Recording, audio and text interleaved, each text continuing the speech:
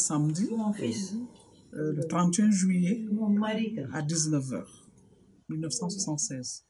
C'est l'arrestation de papa. Ce n'est pas à domicile, mais chez son neveu à Matam, sur la corniche de Matam. Tous les samedis, il avait l'habitude d'aller voir son neveu, docteur Barry Alpha.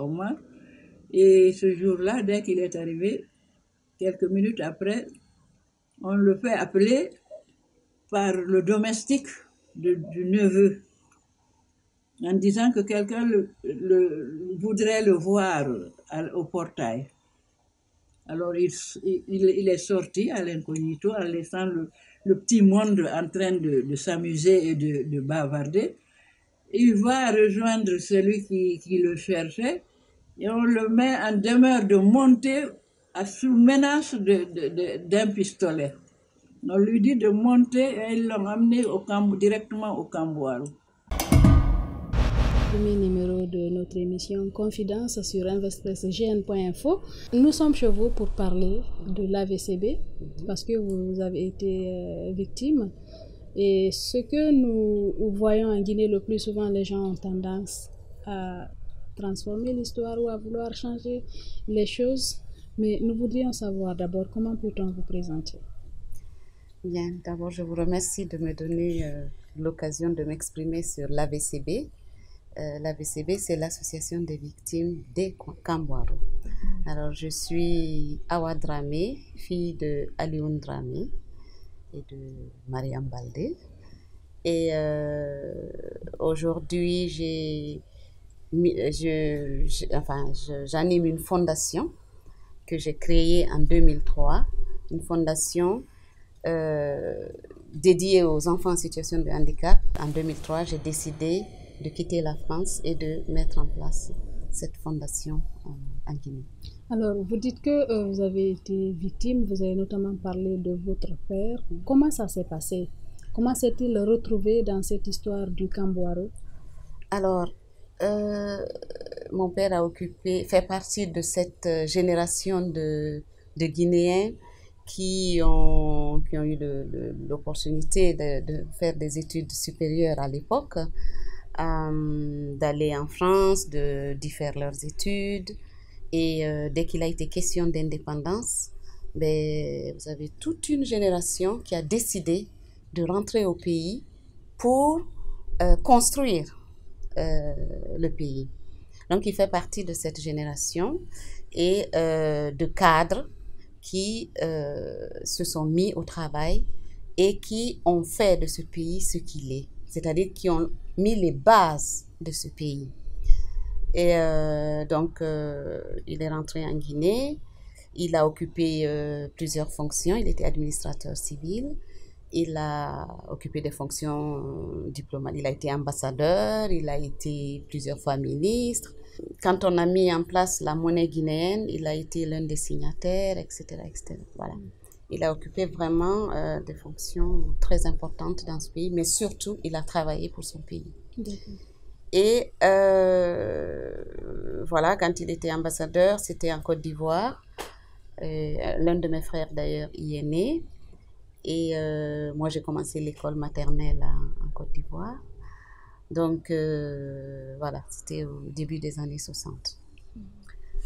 Alors, en 1976, dans le fameux complot Peul qui a été, comme tous les autres, inventé de toutes pièces, il a été arrêté, comme les autres, de façon absolument arbitraire, et nous n'en avons plus entendu parler. Et vous aviez quel âge? Est-ce que vous vous J'avais souvenez 16 ans. Quand il a été arrêté, vous aviez 16 ans. Vous étiez en Guinée? J'étais en Guinée, j'étais au lycée.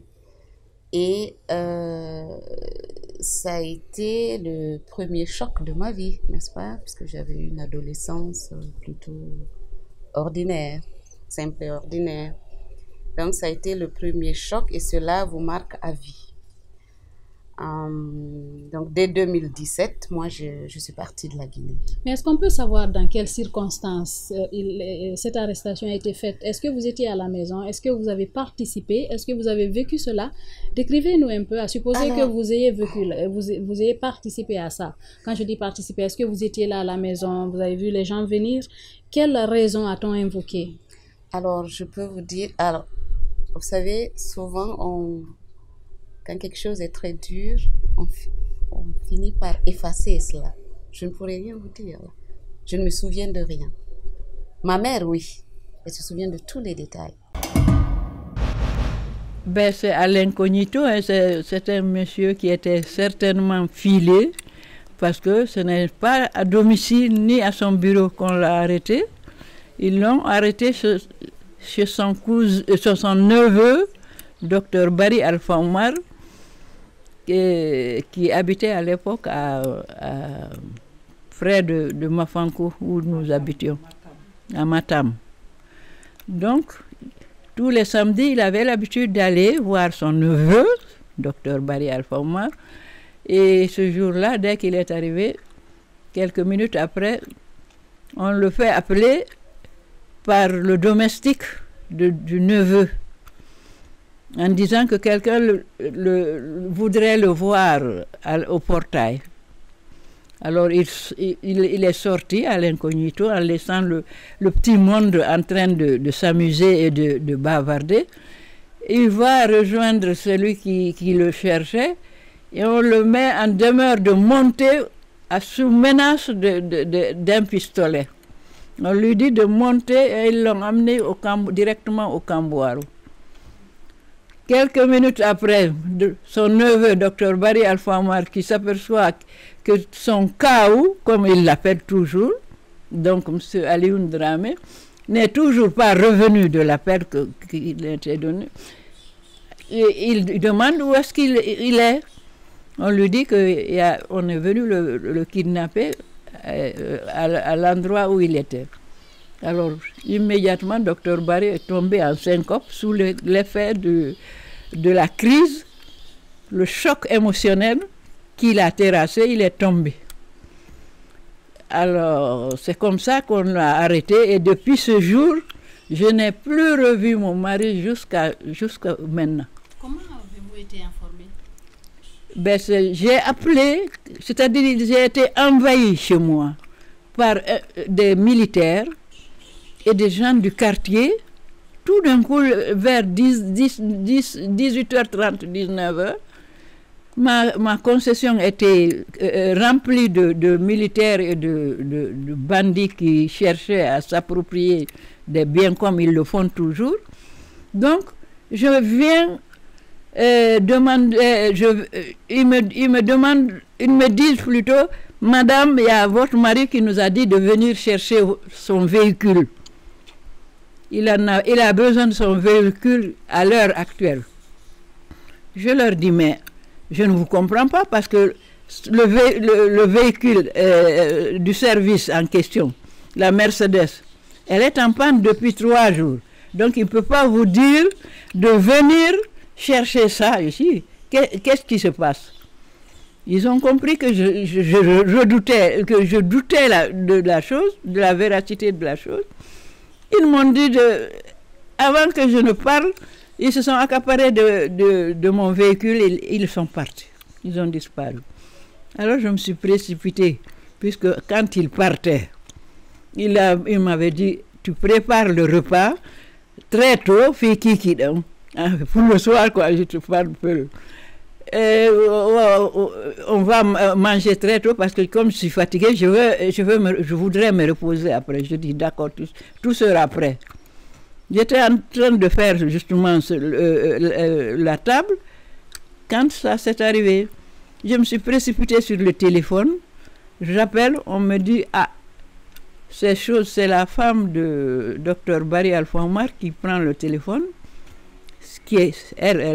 Elle est ma promotionnaire du collège et de l'école de médecine. Donc, c'est elle qui a pris le téléphone en sanglotant pratiquement. Elle a voulu faire un simulacre de machin, mais je lui dis, mais qu'est-ce qu'il y a? j'ai commencé à expliquer qu'ils sont venus chercher le véhicule de mon mari. Elle me répond qu'ils sont venus le prendre ici et il y a son chaos qui est tombé en syncope par suite justement du choc en question. Alors moi aussi, je ne savais où me mettre. Heureusement que j'avais ma fille, une Erugi qui était à proximité, qui m'a soutenue. Et c'est là que j'ai compris qu'ils l'ont arrêté. Alors, Ils l'ont arrêté. À partir du moment où vous avez appris qu'il a été arrêté, qu'est-ce que vous avez fait en tant qu'épouse? Est-ce que vous pouviez à l'époque mener des démarches pour savoir où est-ce qu'ils l'ont amené, et ne serait-ce que peut-être pour aller lui rendre visite? J'ai tout fait, mais je suis allée même demander ce service-là à Ismaël, non pas Ismaël, celui qui est le directeur du Camboaro là. Oh, yeah. Son neveu là, le neveu de Sékou, Siaka Touré. Parce qu'on habitait à proximité, je lui ai demandé justement ce service-là. Il m'a dit qu'il fallait le machin du président en question. Depuis qu'on l'a arrêté, je n'ai jamais eu l'occasion de le revoir. Donc j'ai toujours gardé un espoir. Je me suis dit, Dieu peut faire beaucoup de choses à la fois. Il peut m'aider à retrouver mon mari qui est arrêté. Alors, je me suis contentée de ça et je me suis occupée de mes enfants. Comment vous vous êtes justement occupée des enfants après que votre mari a été conduit au Camboaro? Vous étiez Comment vous avez fait? Je suppose que vous aviez beaucoup d'enfants. Jusqu'à présent, par la grâce de Dieu, j'ai mes 6 gosses. Les 3 aînés sont des filles et les 3 derniers des garçons. Il fallait nécessairement que je retrousse les manches pour m'en occuper, puisqu'à l'époque, nous étions une famille de comment on les appelait, ceux qu'on arrêtait là, sous prétexte que ça valait la peine de les arrêter, que c'est des machins comploteurs. Des 5e colonne, la 5e pour la famille de ceux qui machinent la 5e colonne. Donc on était isolés et je devais me débrouiller toute seule. Même au sein des familles, on n'osait pas, même si on le voulait, on n'osait pas le faire. Parce que, à leur risque et péril, ils le feraient. Donc c'est Dieu qui a aidé. Alors quand ils ont ouvert le Camboaro, est-ce que vous aviez l'espoir qu'ils seraient encore... Je me disais toujours que, puisque personne ne m'a parlé à l'époque de la chose, il y a des gens qui sont sortis et qu'on croyait morts. Je m'arrangeais toujours à avoir cet espoir-là pour pouvoir résister un tout petit peu. Mais c'est quand le truc, il y a eu la réalité, là, c'était le 2e choc. Par la grâce de Dieu, j'ai pu supporter, parce que pour vous dire, on me disait dans le temps, le fait que mon mari soit ministre, à l'époque, au début, il était ministre des Finances, parce que c'est lui qui a redressé les finances après le départ des colons. Après le départ, il a été le premier ministre des Finances pendant la loi cadre, hein, avant l'indépendance. Il a été le premier ministre. Donc c'est lui qui avait tout redressé et tout ça. Et on me disait à l'époque, ah madame, vous ne devez pas travailler puisque votre mari est ministre. Je dis, ah, je dis ça, c'est un problème personnel. Je dis, je ne pourrais pas faire mes études, les études que j'ai faites, pour rester à la maison. Je dis, je préfère être au service de mon petit peuple qui démarre. Donc, je travaillais malgré cela. Et c'est grâce à ça, justement, qu'après l'arrestation de mon mari, je n'avais pas à aller quémander dans les rues comme il le voulait.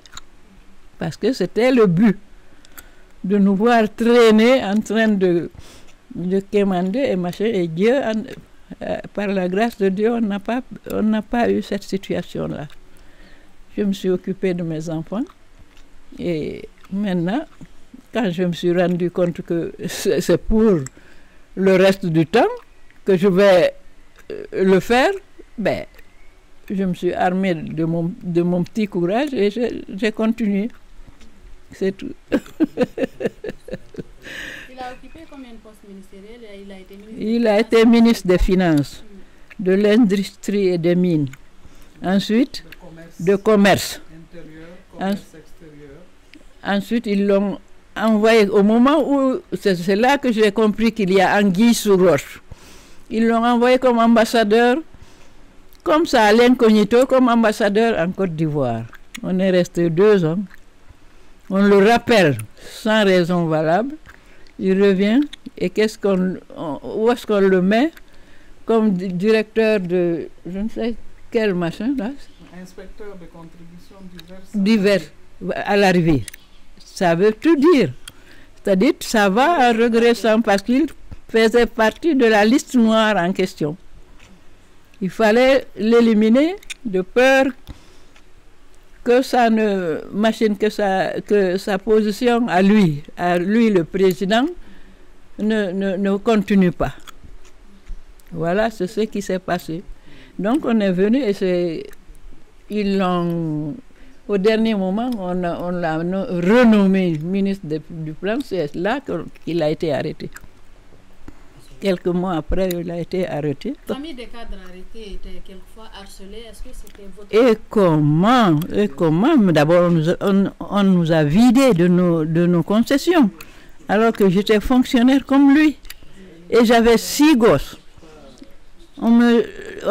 Pendant près de 3 mois, 4 mois, ils ont défilé chez moi pour me faire sortir.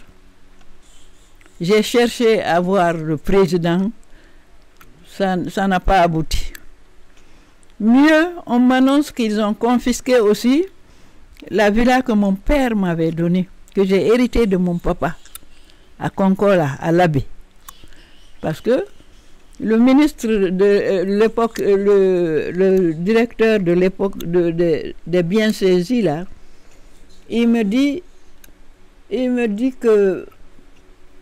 mais il n'y a pas qu'ici, hein, parce qu'on a appris que vous avez une villa encore à l'abbé. Je dis, mais je pensais que vous cherchiez les biens qui appartenaient à mon mari.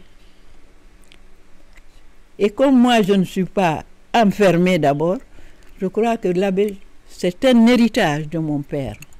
Voilà les papiers. Je leur ai montré les papiers et tout ça là. Le Touré, là, en question, a envoyé une lettre à l'abbé pour leur demander, puisqu'il a consulté le dossier qui concernait le terrain, de me rendre. Le ministre de l'époque qui était là-bas a dit qu'il faut nécessairement l'avis du président de la République. Et effectivement, ils ont refusé. Et moi aussi, je me suis mis, ils sont venus chercher les clés chez moi. Je dis, je ne donne pas les clés parce que cette maison, je l'ai construite avec mon mari. Ce n'est pas l'État qui nous a logés. C'est personnel et j'ai 6 gosses. Où est-ce que je vais loger ces 6 gosses-là? Ils ont dit que ça ne les regarde pas. Ils sont venus fouiller dans mes affaires, ouvrir les armoires, me demander même où est l'or qu'il y avait dans cette boîte, par exemple. Je dis, mais si c'est vous qui avez mis de l'or là-dedans, ce doit être vous qui l'avez pris. Vous venez pour me fouiller. Allez-y, fouillez. Ils ont pris de ces choses, nous n'en parlons pas. Et j'ai insisté, je dis que je ne rends pas les clés pour le moment parce qu'il faut que je fasse expliquer aux gens que je suis fonctionnaire comme l'autre, qu'on fasse la part des choses. Parce que je n'ai pas où rentrer. Il a fallu, ils m'ont fait affecter d'office comme complément d'effectif à l'abbé, chez moi. Et même à l'abbé, je n'avais pas où rentrer puisque la maison était saisie. c'est chez ma maman que j'ai envoyé mes enfants. Chez ma maman à Doussare. Il fallait machiner. Et comment dirais-je, finalement, on m'a aidé à occuper l'annexe que j'avais construite dans une de nos villas à Madina Marché. Parce qu'on avait deux villas à Madina Marché, une villa à Mafanko, et il y avait Nongo ici, qui n'était pas construit, mais qui était loti et tout ce qui s'ensuit. J'avais planté tous ces arbres-là. Donc, ils m'ont autorisé à occuper le petit garage qu'on avait construit pour la voiture. C'est là que j'ai eu à séparer avec des panneaux pour mettre dans un coin les 3 garçons, les 3 filles, et moi dans le garage là en question, j'ai mis mon lit. C'est là que je suis restée. Et j'ai continué à travailler comme avant, puisqu'il y a le dispensaire à proximité où je travaillais. C'est comme ça que je me suis débrouillée. Elle en parle, mais moi, je n'ai pas du tout souvenir de ce jour-là. Est-ce que je l'ai effacé de ma mémoire? Est-ce que je n'étais pas là? Je ne pourrais pas vous le dire, voyez-vous. Vous savez, quelquefois, on efface certains souvenirs très douloureux pour survivre, enfin, en tout cas pour continuer à vivre. Donc, je ne sais pas ce qui s'est passé, mais je ne me souviens absolument de rien de ces moments-là. Mais moi, en réalité, très vite, j'ai nourri l'idée de partir. Pour moi, c'était peut-être une façon aussi C'était peut-être une protection. De fuir, oui. De se protéger. Oui, j'avais 16 ans. On n'a pas encore toute sa... Enfin, on se construit, on a toute sa personnalité à construire, on a plein de rêves, on a plein de projets, etc. Donc, quand un cataclysme comme ça arrive, vous êtes obligé de tout remettre à plat. Et dans ces cas-là, il me semble qu'il n'y a que 2 voies. Ou bien, vous baissez les bras. Et puis, ma foi, vous sombrez, ce qui est arrivé malheureusement à beaucoup de gens qui étaient dans leur élan de développement normal et qui se sont trouvés cassés. Ou vous donnez un coup de pied au destin et vous dites, il faut que j'y arrive, il faut que je réussisse ma vie, il faut que j'aie ma voie, il faut que je me construise ou me reconstruise, etc. etc. Donc, je pense que j'ai choisi la 2e option. Et je suis partie à Dakar, chez ma tante, la petite sœur à ma maman. En fait, c'est elle qui avait tout fait pour que j'y aille. Je n'y avais pas pensé au départ. Elle m'a dit, il faut que j'y aille en vacances. Donc, je suis allée en vacances et après, elle m'a dit, ça y est, je t'ai inscrite au lycée ici, tu ne vas plus retourner. J'ai hésité quelques jours et puis finalement, j'y suis restée. Donc, voilà comment j'ai quitté la Guinée, je suis restée à Dakar. J'ai passé... j'avais déjà eu mon bac. J'ai eu mon bac parce que j'étais en avance en fait. J'avais déjà eu mon bac en Guinée. J'étais même inscrite à l'université. Et puis je suis partie. Donc il n'y avait pas de reconnaissance de diplôme à l'époque. Les diplômes guinéens n'étaient pas reconnus. C'est un peu le cas malheureusement encore aujourd'hui. Et donc, il a fallu que je reprenne le bac à Dakar. Donc, je me souviens qu'on m'avait proposé de reprendre en première pour passer le bac français. Et là, j'ai dit non. Alors, avant qu'on en arrive là, vous avez laissé la maman ici, certainement avec les autres enfants. Comment faisait-elle pour s'en sortir? Est-ce que dans des situations comme ça, quand la femme est mutée, comment ça se passe avec les enfants, avec le moral, sachant bien que l'homme est détenu de l'autre côté? Est-ce qu'on donnait la possibilité, par exemple, aux familles de venir rendre visite aux détenus? Non. Je vous dis, du jour où mon père a été arrêté, on n'a plus de nouvelles du tout. Il n'y a qu'en Guinée qu'on voit ce genre de choses. Il y est décédé? Oui, nous avons appris bien après, des années après, oui, qu'il est décédé au Cambodge. Mais nous l'avons appris enfin, au moins 10 ans après, quoi. 10 ans après 76. Oui. Donc vers 86. Voilà. Après la mort du président Sékou Touré de Fosso. Avant ça, on n'avait aucune nouvelle. Donc, pour ma mère et même pour nous, on se disait toujours peut-être qu'il est en prison. Donc, il y avait toujours cet espoir-là et on a appris qu'il a été assassiné très rapidement, en fait. Mais j'avoue que j'en parle aujourd'hui. J'en parle toujours avec beaucoup de difficultés parce qu'il y a plein de choses, soit que j'ai occultées, soit je n'ai pas trop envie de savoir, même de savoir. Donc c'est pour ça que vous verrez que certaines informations seront un peu tronquées parce que soit je ne sais pas, soit j'ai pas voulu le savoir, soit j'occulte. Donc c'est comme je vous l'ai dit tantôt, c'est aussi une façon de se protéger. En fait. Mais dites-moi, la maman, comment a-t-elle pu s'en sortir? Vous avez eu la chance, à travers votre tante, vous êtes parti à Dakar, après vous êtes parti en France. Est-ce que la famille avait suffisamment de moyens pour construire une base solide pour les enfants, vos frères qui sont restés ici, pour pouvoir continuer les études? Alors, nous avons, je dis nous, au nom de mes frères et sœurs, nous avons la chance d'avoir une maman absolument formidable, avec une personnalité hors pair, un courage hors norme. Elle a géré toute cette situation. Je ne me souviens pas de l'avoir entendu se plaindre. Nous avons tous fait des études supérieures. Et nous avons, par la suite, j'ai mes 2 sœurs et mes 3 frères. Nous avons tous vécu à l'étranger. Nous sommes tous partis à un moment ou à un autre. Donc nous y avons vécu plus ou moins longtemps. Ma grande sœur a vécu au Canada, ma petite sœur aux États-Unis, un autre petit frère aux États-Unis, les 2 autres en France.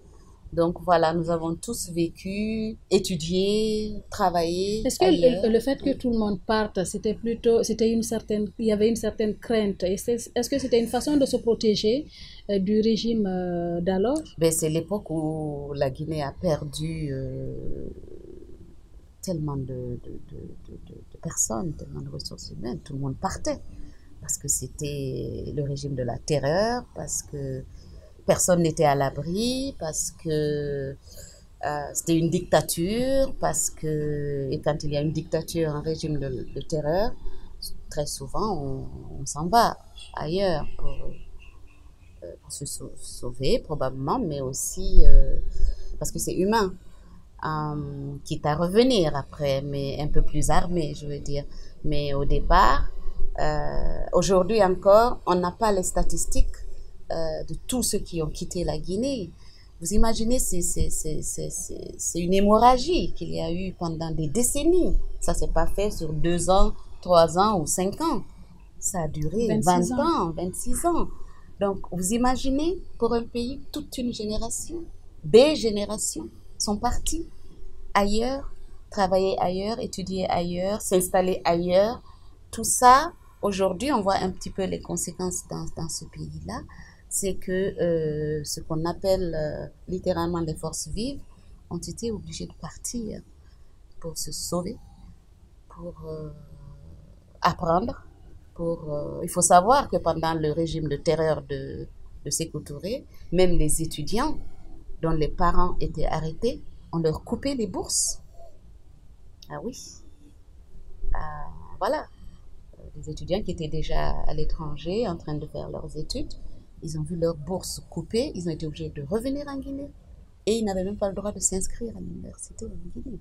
Donc, voyez-vous, avec ça, pour s'en sortir, il fallait s'éloigner de ce régime de terreur. Alors, aujourd'hui, on a tendance à occulter beaucoup de choses. Il y en a qui disent que ces complots n'ont jamais existé. D'aucuns disent que oui, il y en a quand même, il y a eu quand même des comploteurs. Qu'est-ce que vous en pensez?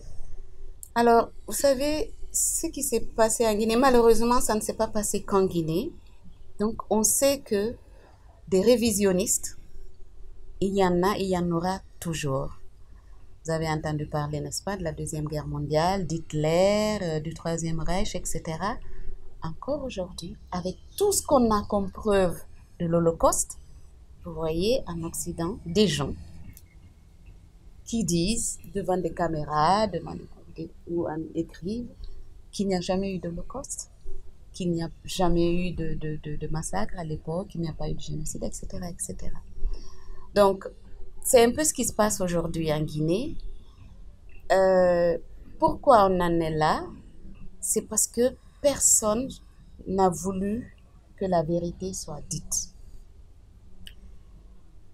Les associations des familles de victimes essayent depuis 1984, donc depuis la mort du dictateur, essayent de dire nous voulons juste qu'il y ait un procès.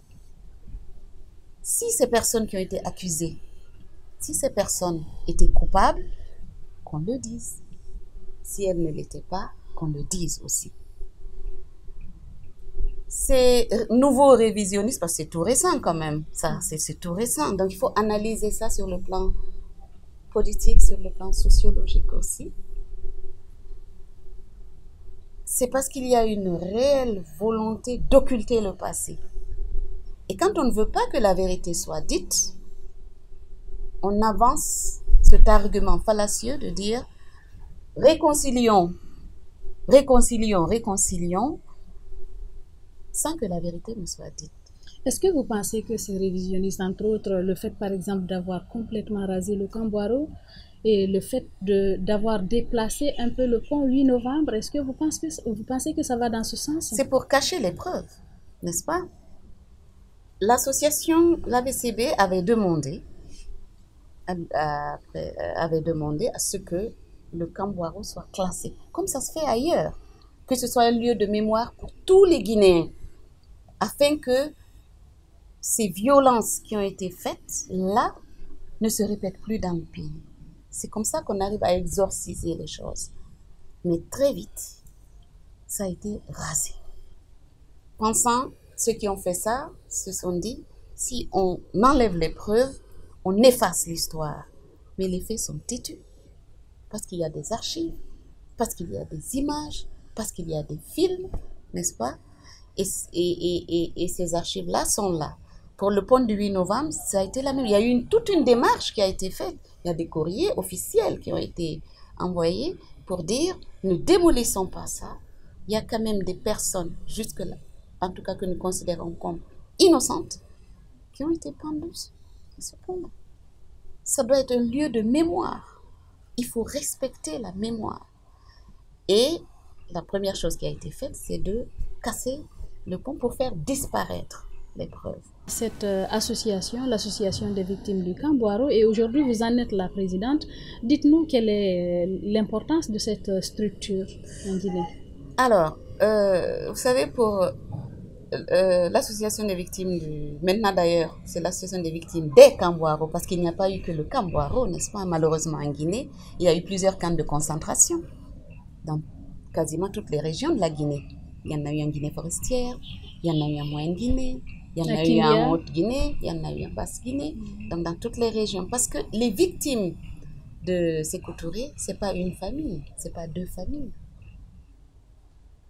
Les chiffres qui sont avancés font froid dans le dos. Le chiffre qui est avancé par Amnesty International, c'est 50 000 victimes. Parce qu'entre ceux qui ont été incarcérés, ceux qui ont été tués à la frontière, il y a énormément de gens qui ont été tués quand justement les gens fuyaient, ce qu'on appelait les navetanes, n'est-ce pas? Qui fuyaient au Sénégal, au Mali, en Côte d'Ivoire. Ils étaient fusillés et laissés là. Il y en a eu énormément. Dans votre tête, quand on parle de 50 000 morts pendant 26 ans, est-ce que vous pensez que c'est réaliste? Est-ce que vous pensez que cela a été... Alors, comme c'est une dictature et que beaucoup de choses sont cachées, beaucoup de choses ont été détruites, on ne peut pas dire avec certitude. Je dis que c'est le chiffre qui est avancé, par Amnesty International qui a enquêté pendant des années, qui a utilisé les archives. Il y a un autre chiffre de 20 000 victimes, mais même une victime, c'est une victime de trop, n'est-ce pas? Donc, c'est simplement pour dire que c'est beaucoup de familles de Guinée, toutes régions confondues, qui ont subi cette dictature. Okay? Donc l'AVCB a un certain nombre de revendications tout à fait légitimes. L'AVCB veut connaître la vérité. Qu'est-ce qui s'est passé? Pourquoi ces personnes ont été incarcérées? Pourquoi toutes ces personnes ont été tuées? Pourquoi ces personnes ont été condamnées sans qu'il n'y ait eu de procès dans le vrai sens du terme, sans qu'il y ait des avocats, sans que ce soit public, sans qu'il n'y ait... Il n'y a rien de légitime dedans. Des gens ont été arrêtés, détenus, torturés, assassinés, et on veut passer ça sous silence. Ce n'est pas possible. Et depuis quelques années, on parle de réconciliation nationale. Nous, au niveau de l'AVCB, nous disons, mais qui va se réconcilier avec qui? Et là, vous n'avez personne en face pour répondre à cette simple question. Quand on dit réconciliation, ben, par exemple, si nous avons un différend, on peut dire, ben voilà, réconciliez-vous, voilà, nous allons faire. Mais on demande à des gens de se réconcilier, mais avec qui? Qui sont les bourreaux? Qui sont les victimes? Personne n'arrive à le dire. Ce sont des crimes d'État. Ce sont des crimes d'État. Donc, est-ce qu'on va demander aux Guinéens de se réconcilier avec leur État? Est-ce qu'on demande... Voyez-vous, c'est très complexe.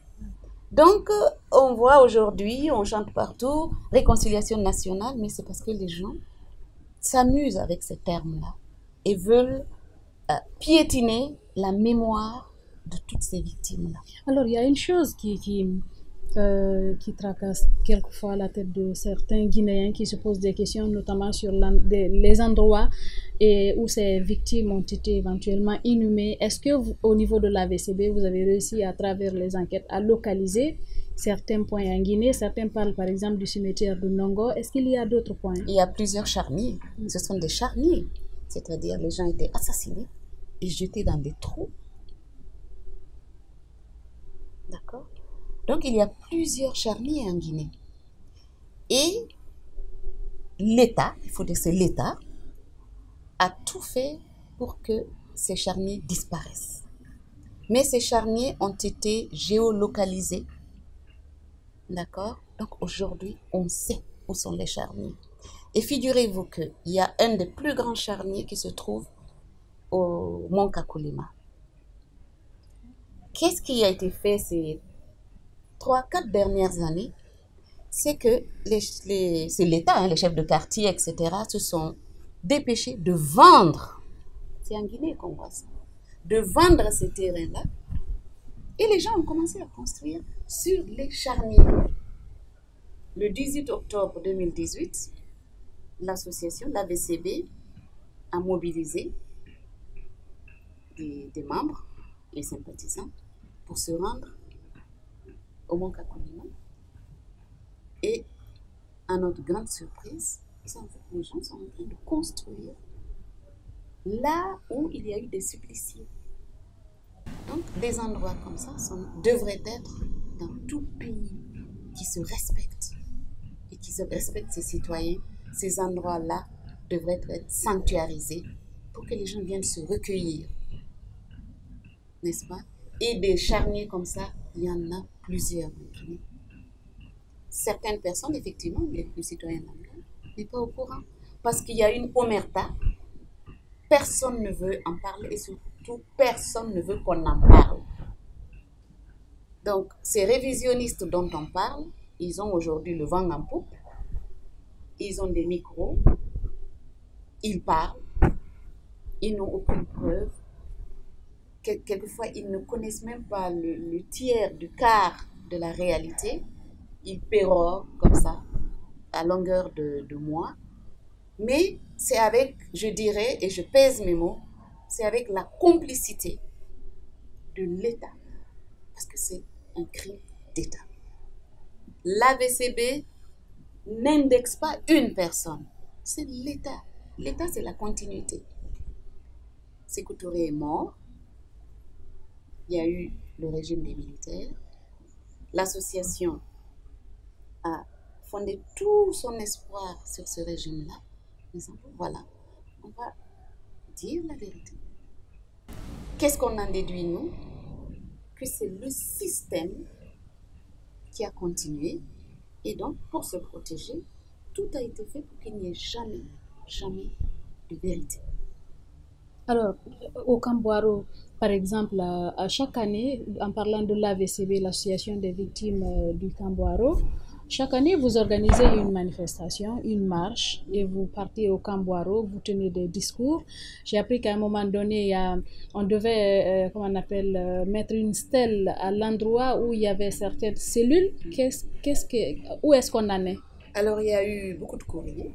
Vous savez, l'AVCB existe depuis donc l'avènement du régime militaire. Il y a eu des courriers tout de suite pour qu'il y ait un procès, en tout cas qu'il y ait la justice, pour qu'on puisse réhabiliter nos parents. Tout a été bloqué. Les courriers là sont là, avec accusés de réception, etc., etc. Au niveau du Dixine, du tribunal de Dixine, il y avait un procureur là qui avait commencé à instruire. Il a été affecté manu militari au fin fond de la Guinée pour arrêter le processus. Donc, que des barrages à tout moment, n'est-ce pas? Est-ce qu'on connaît son nom? Donc, oui. Parce qu'il y a des traces. Les faits sont têtus. Et donc, chaque année, nous avons choisi le 25 janvier pour qu'il y ait une date, pour commémorer toutes ces atrocités-là.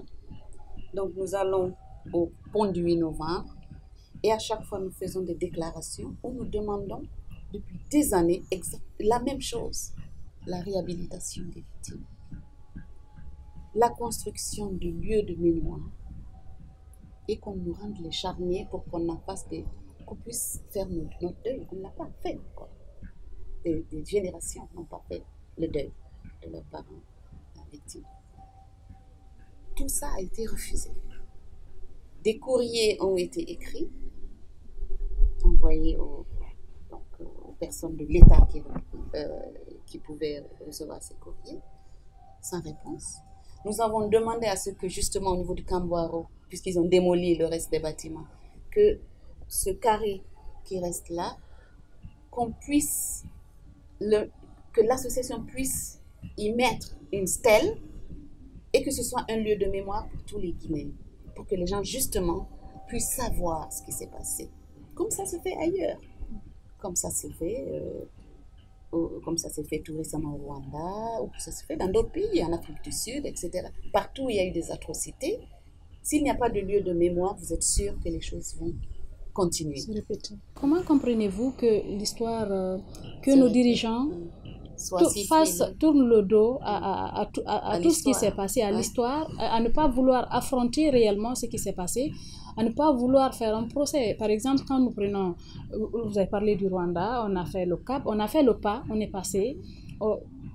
Même s'il n'y a pas eu une véritable justice, mais il y a cette volonté du pouvoir en place, de vouloir réconcilier les gens, de faire en sorte que la même chose ne se reproduise jamais. Pourquoi, à votre avis, en Guinée, on n'arrive pas à y arriver, on n'arrive pas à faire le pas? On n'a pas la réponse. Et ce n'est pas faute de tirer la sonnette d'alarme, ce n'est pas faute de demander que ça. Parce que, vous avez bien cité, on dit toujours vérité, justice et réconciliation.